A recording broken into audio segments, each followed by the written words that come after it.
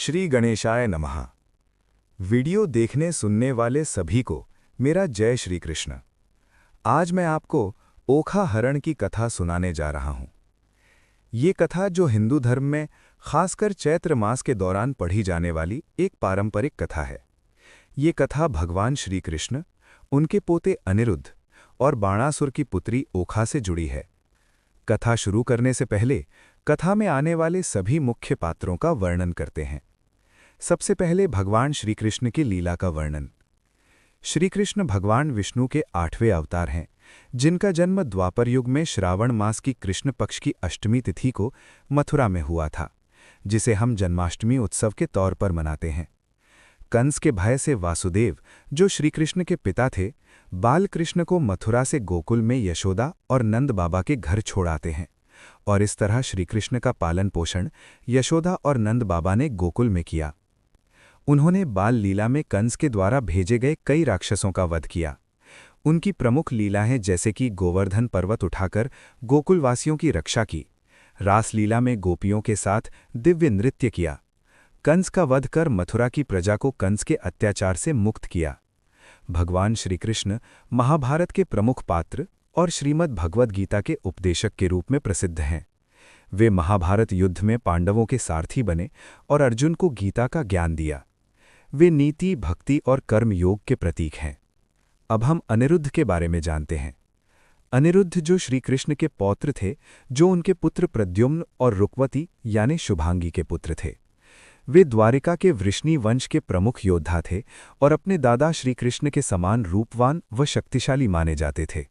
अनिरुद्ध चतुर्वर्णी नायकों में गिने जाते थे और भागवत पुराण में उनकी कथा भक्ति व प्रेम का प्रतीक है। इस कथा का मुख्य पात्र है ओखा, जो दैत्यराज बाणासुर की पुत्री थीं। ओखा दानव वंश में जन्मी होने के बावजूद निर्मल हृदय वाली मानी जाती थीं। ओखा अत्यंत सुंदर, बुद्धिमान और भक्तिपरायण राजकुमारी थीं। अब हम बाणासुर के बारे में जानते हैं। बाणासुर राक्षस, जो ओखा का पिता, बलि राजा का पुत्र और एक शक्तिशाली असुर राजा था।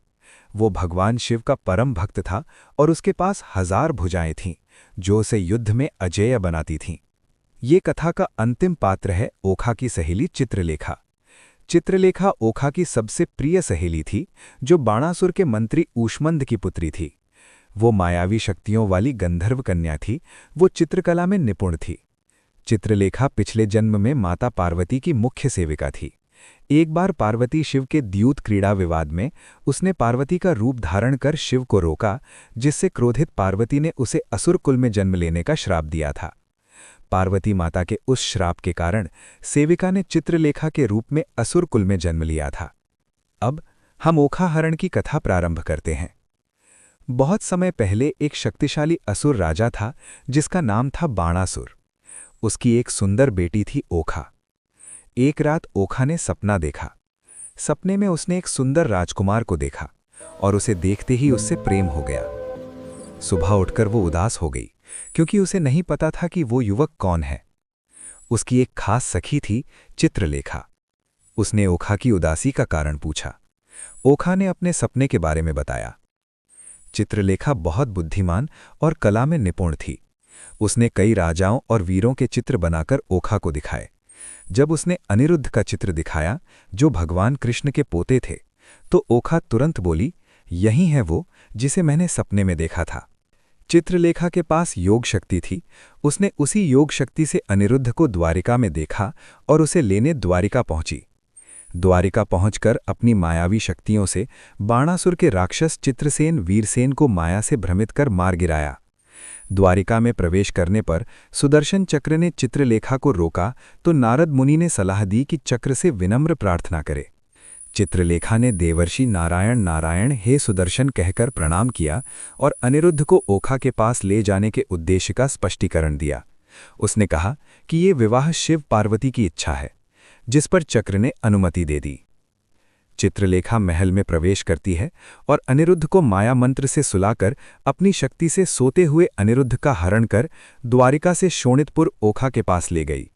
यहीं से इस कथा का नाम पड़ा ओखा हरण। अब ओखा और अनिरुद्ध एक दूसरे से बहुत प्रेम करने लगे, लेकिन कुछ समय बाद बाणासुर को ये बात पता चल गई।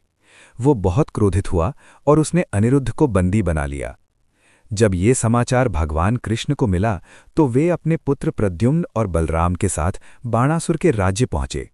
फिर एक भयंकर युद्ध हुआ।